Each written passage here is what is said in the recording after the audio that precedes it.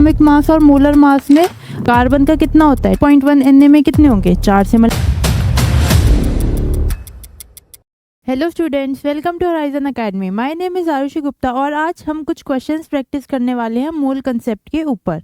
Last class में हमने moles देखा था कि क्या होता है और नंबर ऑफ मोल्स कैलकुलेट करने का फॉर्मूला सीखा था। आज की क्लास में हम उसी फॉर्मूले पे बेस्ड कुछ क्वेश्चंस करने वाले हैं। तो पहले एक बार अपना फॉर्मूला वापसी रिवाइज कर लेते कि क्या होता है। तो हमने ये सीखा था कि एक मोल में कितने एटम्स या मॉलिक्यूल्स होते हैं। तो हमने सीखा था कि एक मोल में 6.022 इंटू 10⁻23 एटम्स या फिर मॉलिक्यूल्स प्रेजेंट होते हैं। अगर एटम दे रखे हो तो एटम्स और मॉलिक्यूल्स दे रखे हो तो मॉलिक्यूल्स। ठीक है। और उसके बाद हमने ये सीखा था कि इस नंबर को हम बोलते हैं एवोगाड्रोस नंबर। इस नंबर को हम बोलते हैं एवोगाड्रो नंबर और इसको हम डिनोट करते हैं Na से। इसके बाद अगर मैं आपसे पूछूं कि नंबर ऑफ मोल्स का फॉर्मूला बताओ, तो हमने सीखा था कि नंबर ऑफ मोल्स इक्वल होता है given mass upon molar mass के। ठीक है। और नंबर ऑफ मॉलिक्यूल्स का क्या फॉर्मूला था?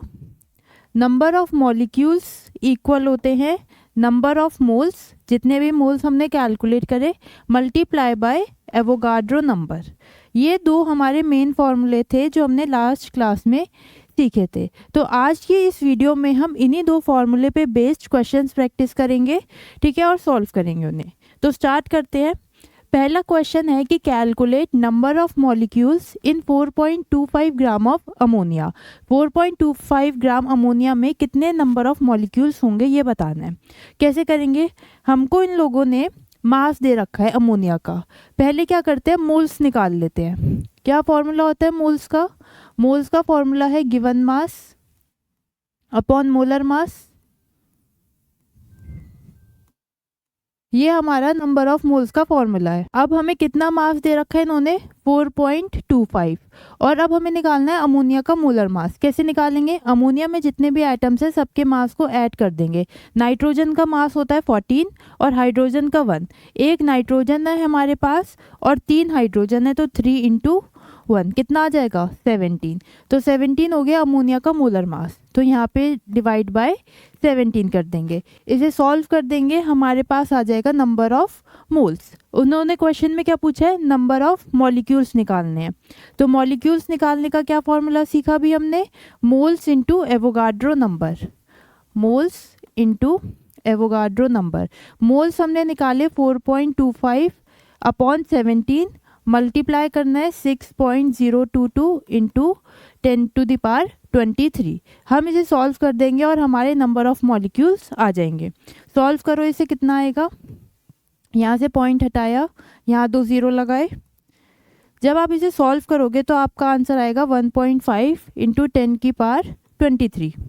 ठीक है, इतने हिस्से को सॉल्व करने पे जो है 1.5 आएगा। करके देख लेना। तो 1.5 इंटू 10⁻23 कौन सा ऑप्शन होगा? Option B.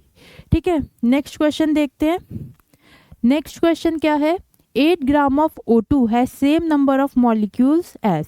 इसमें भी मॉलिक्यूल्स के ऊपर ही क्वेश्चन है।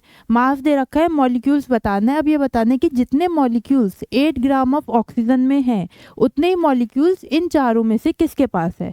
तो हमें सबके अंदर नंबर ऑफ मॉलिक्यूल्स निकालने होंगे। पहले 8 ग्राम ऑफ ऑक्सीजन में निकाल लेते हैं। कैसे निकालेंगे?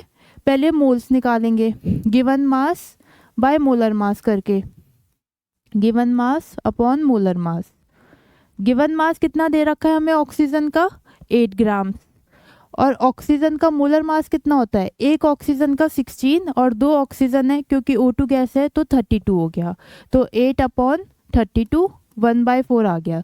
तो ऑक्सीजन के मोल्स आ गए 1/4। मॉलिक्यूल्स निकालने हैं।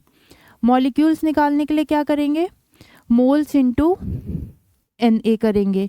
कितने मोल्स हैं हमारे पास? 1/4 और Na से हमें इसे मल्टीप्लाई कर देना है। तो इतने हमारे पास मॉलिक्यूल्स आए किस में? 8 ग्राम्स ऑफ O2 में। 8 ग्राम्स ऑफ O2 में। अब इसी तरह हम नंबर ऑफ मॉलिक्यूल्स इन सारे ऑप्शंस में निकाल लेंगे और जिसमें ये सेम नंबर हमें मिलेगा वो हमारा आंसर होगा।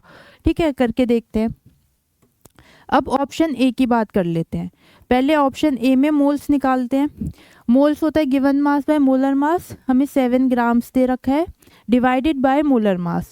सी का होता है 12 और ऑक्सीजन का हुआ 16, तो मोलर मास कितना होगा 12 + 16 28, तो 28 हो गया मोलर मास। 7/28 कितने मोल्स आए 1/4। मॉलिक्यूल्स कितने होंगे यहाँ निकाल लेते हैं। मॉलिक्यूल्स होंगे कितने मोल्स इंटू एवोगाड्रो नंबर, तो 1/4 मोल्स है इंटू Na लिख लेते हैं, फिलहाल सॉल्व करने को रहने देते हैं। Na/4 आया। और इस केस में देखो ऑक्सीजन के केस में भी कितना आया था Na/4। ठीक है, तो इन दोनों केसेस में हमारे पास नंबर ऑफ मॉलिक्यूल्स सेम है, तो ऑप्शन ए ही करेक्ट हो जाएगा। बाकी भी करके देखना आप, बाकी सब में इतने मॉलिक्यूल्स नहीं आएंगे, तो ऑप्शन ए करेक्ट हो गया, इन दोनों में सेम नंबर ऑफ मॉलिक्यूल्स हैं। नेक्स्ट क्वेश्चन देखते हैं। नेक्स्ट क्वेश्चन है vapour density of gas is 8, it's molecular mass is. तो देखो वेपर डेंसिटी और मॉलिक्यूलर मास के बीच में एक बहुत सिंपल सा रिलेशन होता है कि वेपर डेंसिटी को अगर हम 2 से मल्टीप्लाई कर दें तो वो इक्वल होता है मोलर मास के। मोलर मास बोलो या मॉलिक्यूलर मास बोलो, vapour density into 2 is equal to molecular mass. ये सिंपल सा फॉर्मूला है। अब क्वेश्चन में उसने हमें वेपर डेंसिटी दे रखी है कितनी 8, और पूछा क्या है मॉलिक्यूलर मास, तो 8 को हम 2 से मल्टीप्लाई कर देंगे, कितना आएगा 8 × 2 = 16, तो 16 हमारा आंसर हो जाएगा। कहाँ है ऑप्शन बी हमारा करेक्ट हो जाएगा। नेक्स्ट क्वेश्चन देखते हैं। नेक्स्ट क्वेश्चन है 19.7 kgs of gold was recovered from a smuggler. Smuggler क्या होता है जो गोल्ड की चोरी करते हैं। The number of atoms of gold recovered is. 19.7 grams of gold में कितने नंबर ऑफ एटम्स हैं गोल्ड के, ये बताना है हमको। ठीक है, ये हमको मास दे रखा है, इससे हम पहले मोल्स निकालेंगे और फिर मोल से हम एटम निकाल लेंगे। करते हैं ऐसा। अब इसमें जो गलती करने का स्कोप है वो यहाँ पर है कि ये जो दे रखा है ये हमें केजीज में दे रखा है, हमें इसे कन्वर्ट करना है ग्राम में। गिवन मास हम हमेशा ग्राम्स में लेते हैं क्योंकि हमारा मोलर मास भी ग्राम्स में होता है। तो 19.7 kgs को अगर ग्राम में कन्वर्ट करना है तो कैसे करेंगे, 1000 से मल्टीप्लाई कर देंगे। 19.7 को 1000 से मल्टीप्लाई करा तो ये ग्राम्स में आ गया, कितना आएगा 19700। तो मोल्स के लिए गिवन मास लिखा, ठीक है, और डिवाइडेड बाय मोलर मास। ये गोल्ड का मोलर मास इन्होंने हमें 197 दे रखा है। सॉल्व करा 100 मोल्स आ गए, कितने आ गए 100 मोल्स। अब हमें एटम्स निकालने हैं। एटम्स किसके बराबर होंगे, मोल्स इंटू एवोगाड्रो नंबर के। तो एटम्स का क्या फॉर्मूला सीखा हमने, एटम्स होता है मोल्स इंटू एवोगाड्रो नंबर। अब हमने कितने मोल्स निकाले हैं 100 मोल्स, और एवोगाड्रो नंबर मतलब 6.022 इंटू 10⁻23 एटम्स। अब इसे सॉल्व कर देंगे और आ जाएगा आंसर। ये 6.022 तो एज इट इज़ रहा। अब 100 इंटू 10⁻23, 100 को हम लिख सकते हैं 10⁻2, तो 100 को ऐसे लिख दिया 10⁻2। अब 10⁻2 और 10⁻23 जब दो पावर्स मल्टीप्लाई होती है तो हम ऐड कर देते हैं, तो ये बन जाएगा 10⁻23 + 2। 23 + 2 कितना हो गया 25। तो ये हो गया हमारे पास 6.022 इंटू 10⁻25। कौन सा ऑप्शन होगा, ऑप्शन डी। नेक्स्ट क्वेश्चन देखते हैं। अब नेक्स्ट क्वेश्चन है the atomic mass of sodium is 23, the number of moles in 46 gram of sodium is. बहुत सिंपल क्वेश्चन है, पहले फॉर्मूले से हो जाएगा। हमें पता है हमारा मोल्स का क्या फॉर्मूला होता है, मोल्स का फॉर्मूला है जो भी हमें मास गिवन है क्वेश्चन में, जिसको हम बोलते हैं given mass divided by molar मास।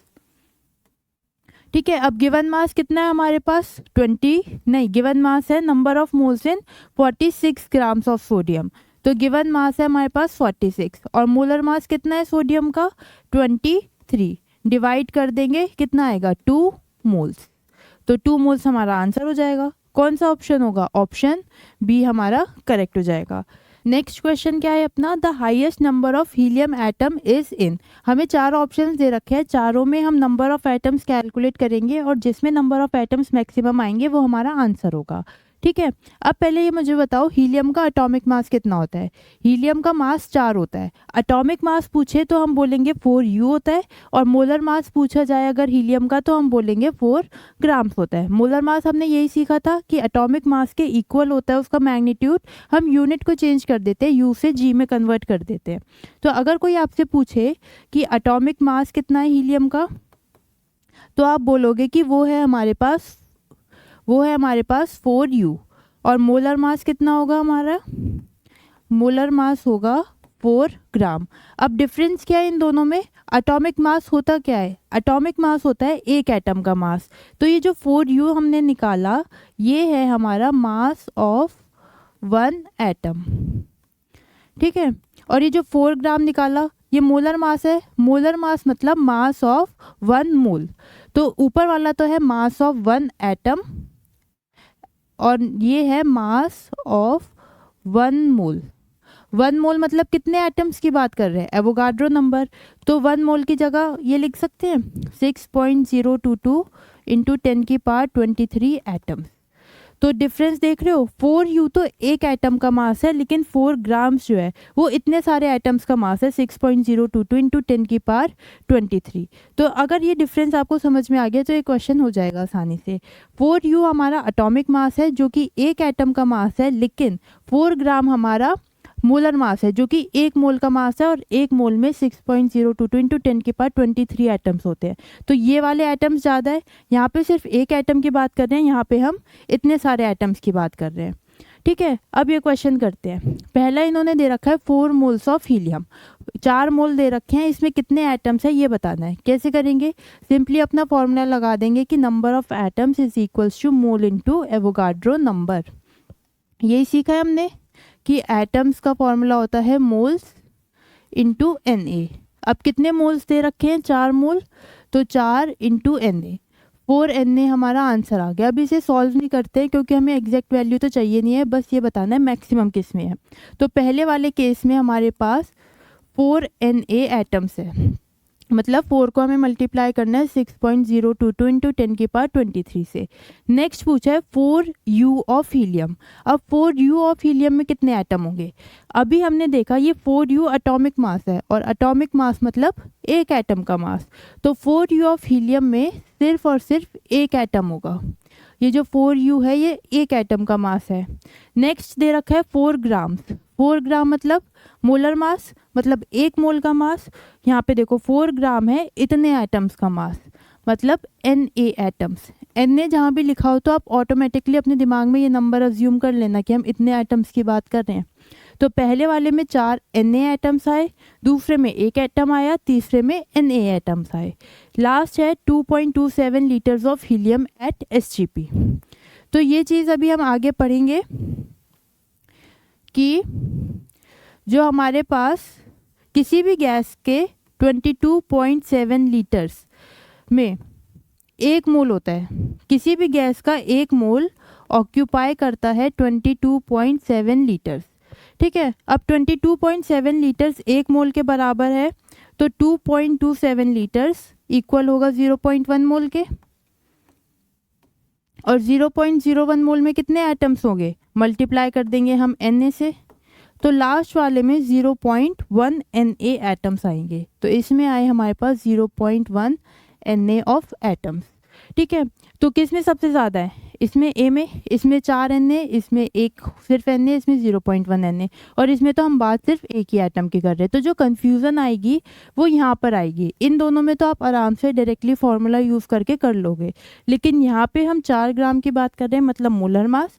जहाँ मोलर मास आएगा मतलब हम एवोगाड्रो नंबर ऑफ एटम्स की बात कर रहे हैं, और यहाँ पे 4U है, मतलब हम सिर्फ एक एटम की बात कर रहे हैं। तो ऑप्शन A हमारा करेक्ट हो जाएगा।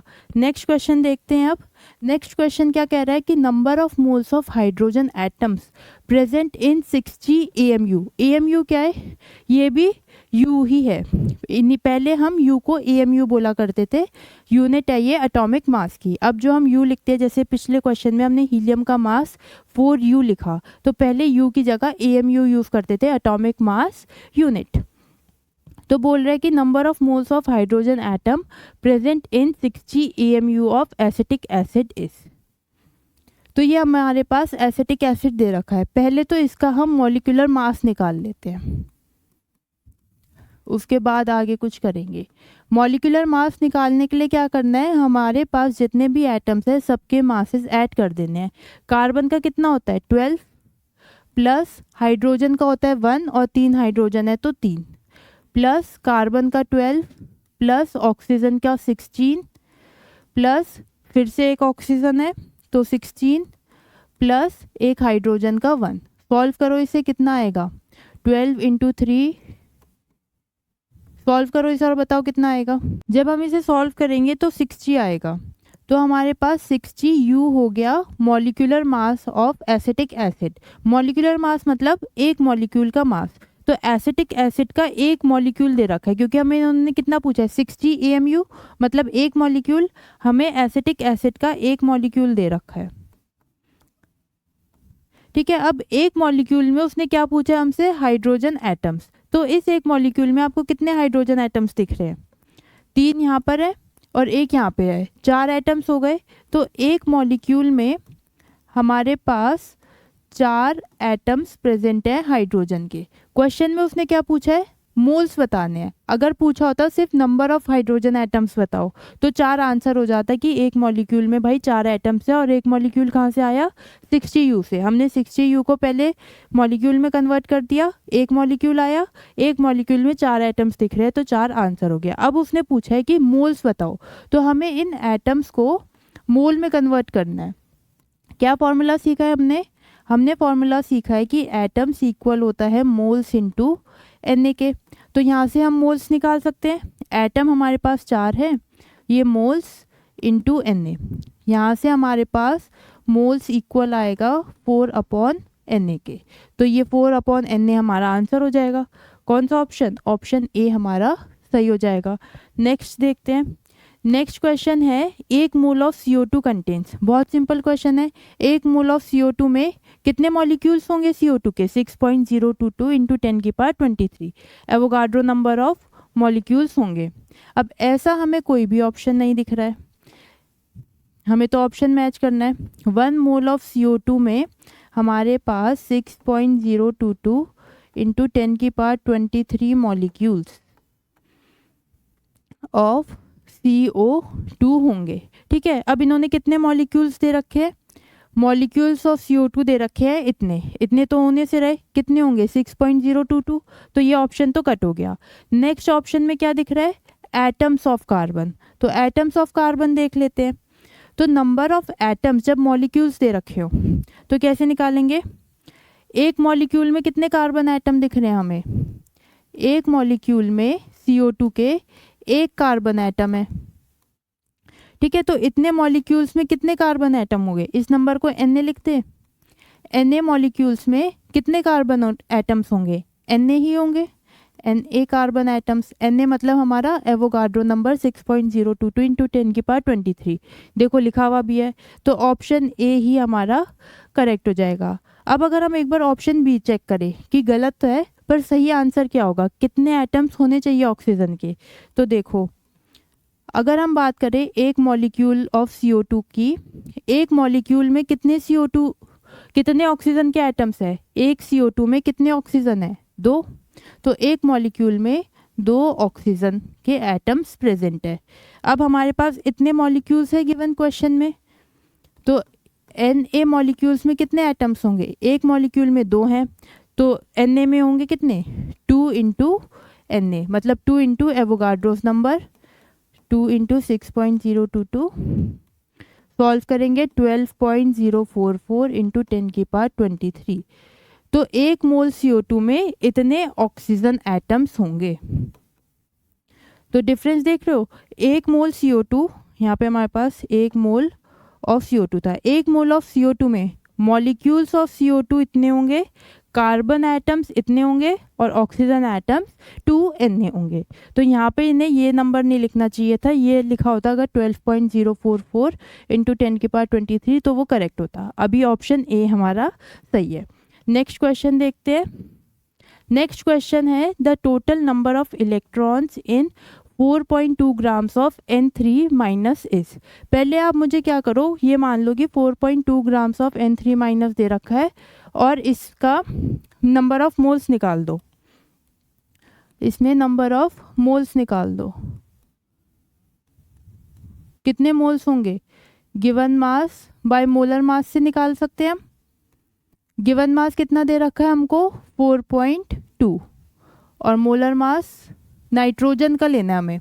नाइट्रोजन का मोलर मास 14 होता है, 14 से डिवाइड कर देंगे। सॉल्व करो, कितना आया 3/10 मतलब 0.3 मोल्स। हमें 0.3 मोल्स दे रखे हैं। अब उसने पूछा है कि कितने इलेक्ट्रॉन्स होंगे। अब नंबर ऑफ एटम्स बताओ कितने होंगे मुझे। 0.3 मोल्स में कितने नंबर ऑफ एटम्स प्रेजेंट होंगे। मोल्स इंटू Na से कर देंगे। मोल्स हैं हमारे पास 0.3 और यहाँ Na ही लिख देते हैं क्योंकि हमारे आंसर्स भी Na में दिख रहे हैं हमें। 0.3 Na हो गया। अब एक एटम में कितने इलेक्ट्रॉन्स होंगे। एक एटम में नाइट्रोजन के पास कितने इलेक्ट्रॉन्स होते हैं। नाइट्रोजन के पास 7 इलेक्ट्रॉन्स होते हैं और यहाँ पर हमें 3 माइनस का चार्ज दिख रहा है, मतलब उसने 3 इलेक्ट्रॉन्स और बाहर से गेन कर लिए। नॉर्मली नाइट्रोजन पे 7 इलेक्ट्रॉन्स है, उस पर 3 माइनस का चार्ज है, मतलब 3 इलेक्ट्रॉन्स और बाहर से आके ऐड हो गए। तो अब इसके पास 7 + 3 10 इलेक्ट्रॉन्स हो गए। 10 इलेक्ट्रॉन्स किसके पास है 10 इलेक्ट्रॉन्स एक एटम के पास। तो एक एटम के पास 10 इलेक्ट्रॉन्स हैं और हमें कितने एटम्स में निकालने हैं इलेक्ट्रॉन। ये अभी हमने यहाँ कैलकुलेट करा ये कि इतने एटम्स में कितने इलेक्ट्रॉन होंगे। तो 0.3 Na एटम्स में कितने इलेक्ट्रॉन्स होंगे। एक एटम में 10 है, 0.3 Na में कितना होगा 10 से मल्टीप्लाई कर देंगे। 0.3 Na इंटू 10, 0.3 इंटू 10 होगा 3 और Na को एज इट इज छोड़ देंगे। तो इतने इलेक्ट्रॉन्स हमारे पास प्रेजेंट होंगे। तो कौन सा ऑप्शन हो जाएगा ऑप्शन सी। ऑप्शन सी हमारा सही हो जाएगा। नेक्स्ट देखते हैं। नेक्स्ट क्या कह रहा है the number of atoms in 0.1 mole of tetra atomic gas is. ठीक है, टेट्रा एटॉमिक गैस का मतलब है कि कोई ऐसी गैस है जिसमें 4 एटम्स प्रेजेंट है। पहले तो क्या करो, ये तो आपको 0.1 मोल दे रखा है, इसमें मुझे मॉलिक्यूल्स बता दो। पहले तो मॉलिक्यूल्स कैलकुलेट करके बता दो कि कितने मॉलिक्यूल्स होंगे। कैसे करेंगे, मोल्स इंटू एवोगाड्रो नंबर। 0.1 मोल दे रखा है, मल्टीप्लाई कर देंगे Na से, तो 0.1 Na इतने हमारे पास मॉलिक्यूल्स आ गए। अब उसने क्या पूछा है नंबर ऑफ एटम्स। अब सपोज करो मेरे पास CO2 गैस है, ये CO2 का मॉलिक्यूल है, इसमें अगर मैं पूछूं कितने एटम्स है तो क्या बोलोगे कितने एटम्स है। एक कार्बन और 2 ऑक्सीजन, टोटल 3 एटम्स हैं। NH3 के पास कितने एटम्स है। NH3 के पास एक नाइट्रोजन और 3 हाइड्रोजन, टोटल 4 एटम्स हैं। अब ये जो हमारी गैस है वो NH3 जैसी है जिसके पास 4 एटम्स प्रेजेंट है, तो इसके एक मॉलिक्यूल में 4 एटम्स होंगे। तो हमें ये पता चला कि जो टेट्राटॉमिक गैस दे रखी है इसके एक मॉलिक्यूल में 4 एटम्स हैं। ठीक है, और हमें कितने मॉलिक्यूल्स गिवन है क्वेश्चन में 0.1 Na। तो 0.1 Na में कितने एटम्स होंगे। एक मॉलिक्यूल में 4 एटम है, 0.1 Na में कितने होंगे 4 से मल्टीप्लाई कर देते हैं। 0.1 Na मॉलिक्यूल्स में होंगे हमारे पास 4 इंटू 0.1 Na एटम। या तो ऐसे कर लो, ऐसे समझ नहीं आ रहा तो क्या कर सकते हो, ये फॉर्मूला याद कर लो कि नंबर ऑफ एटम्स इक्वल होते हैं नंबर ऑफ मॉलिक्यूल्स गिवन। जितने भी मॉलिक्यूल्स में हमें कैलकुलेट करना है, number of molecules given multiply by number of atoms present in one molecule. ठीक है, एक मॉलिक्यूल में कितने एटम्स प्रेजेंट है उसे मल्टीप्लाई कर देंगे हम जितने भी नंबर ऑफ मॉलिक्यूल्स हमें गिवन है। कितने नंबर ऑफ मॉलिक्यूल्स गिवन है? 0.1 Na। ठीक है, इसे मल्टीप्लाई करना है एक मॉलिक्यूल में कितने एटम्स प्रेजेंट है। कितने प्रेजेंट है? 4, क्योंकि टेट्रा एटॉमिक लिखे, टेट्रा का मतलब है 4, एटॉमिक मतलब एटम्स, तो ऐसी गैस है जिसमें 4 एटम्स है। तो मल्टीप्लाई कर देंगे 4 से, यहाँ पे भी वही करा था, यहाँ पे भी देखो वही करा है। सॉल्व करो, कितना आएगा? 0.4 Na। ठीक है, मतलब 0.4 इंटू 6.044। इसे सॉल्व करने पे कितना आएगा? 2.4 इंटू 10⁻23। कौन सा ऑप्शन होगा? ऑप्शन सी हमारा करेक्ट हो जाएगा। ठीक है, आगे देखते हैं। नेक्स्ट क्वेश्चन है, the number of moles of electron in 8 grams of O2 minus ions is.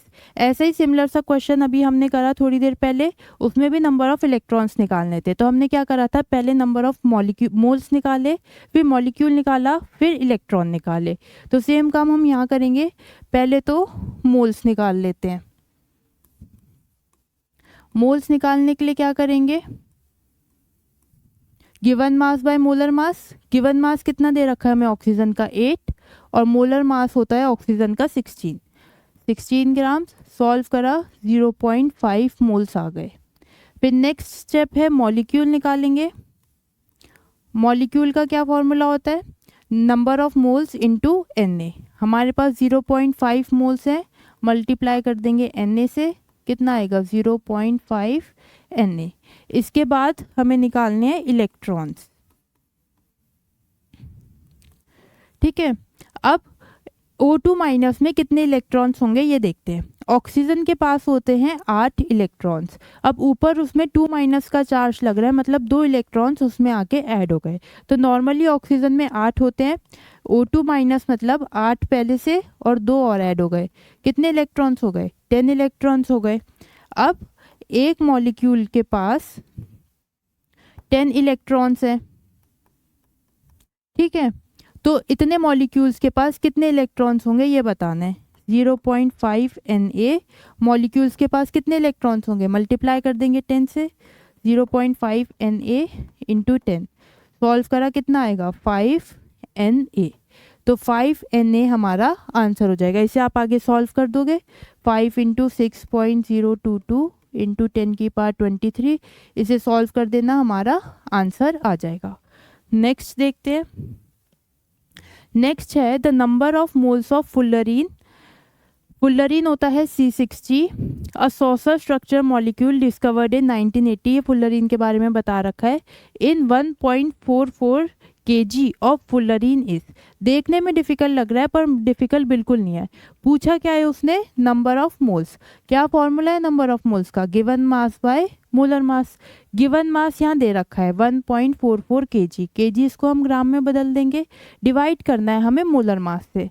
अब इन्होंने हमें C60 उसका मॉलिक्यूलर फॉर्मूला दे रखा है, तो हम आराम से मोलर मास भी निकाल सकते हैं। करते हैं, कैसे होएगा? हमें मोल्स पूछा है, मोल्स का फॉर्मूला है गिवन मास अपॉन मोलर मास। ठीक है, गिवन मास कितना दे रखा है? 1.44 kgs। kgs को ग्राम में बदलना पड़ेगा। ग्राम में बदलने के लिए क्या करेंगे? मल्टीप्लाई कर देंगे 1000 से। तो मल्टीप्लाई करा हमने 1000 से। अब डिवाइड करना है मोलर मास से। C60 हमारा फुल्लरीन है, फुल्लरीन होता है C60। अब इसका मोलर मास निकालना है। C60 मतलब कि कार्बन के 60 एटम्स प्रेजेंट होते हैं इसके अंदर। कार्बन के 60 एटम्स अरेंज होते हैं एक सॉसर बॉल की फॉर्म में।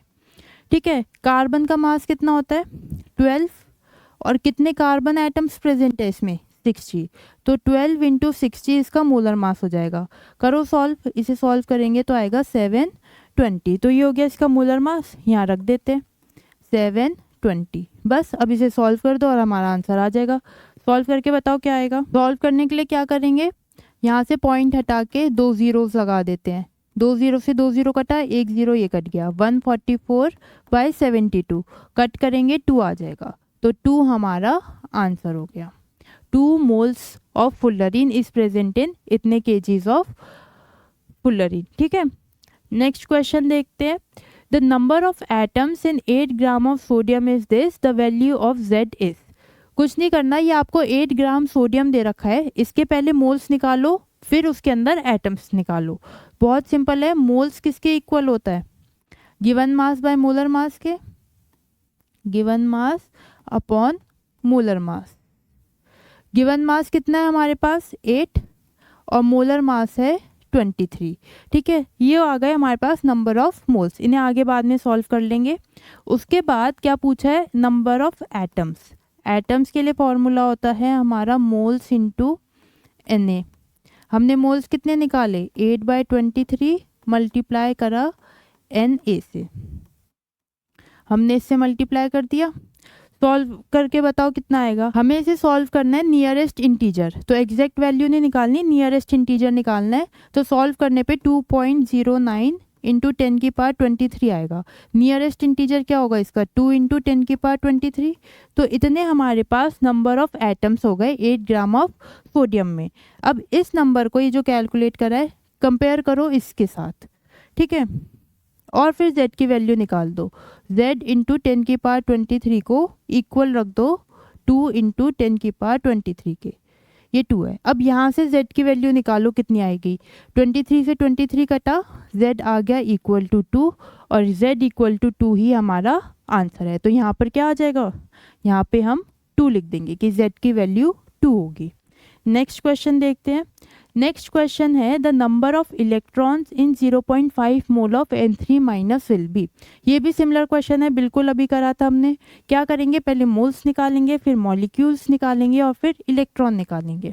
ठीक है, मोल्स तो इन्होंने दे ही रखा है, चलो काम आसान हो गया। मोल्स तो अब हमें निकालनी ही नहीं है, तो सीधा नंबर ऑफ एटम्स निकाल देते हैं। क्या फॉर्मूला है एटम्स का? Moles into Na। कितने मोल्स हैं हमारे पास? 0.5 मोल्स, और मल्टीप्लाई कर देंगे 6.022 इंटू 10 की पावर 23 से। जब मल्टीप्लाई करेंगे तो आएगा 3.011 इंटू 10 की पावर 23। इतने हमारे पास एटम्स आ गए N3 माइनस के। अब ये बताओ, एक एटम जो होगा N3 माइनस का, उसके पास कितने इलेक्ट्रॉन्स होंगे?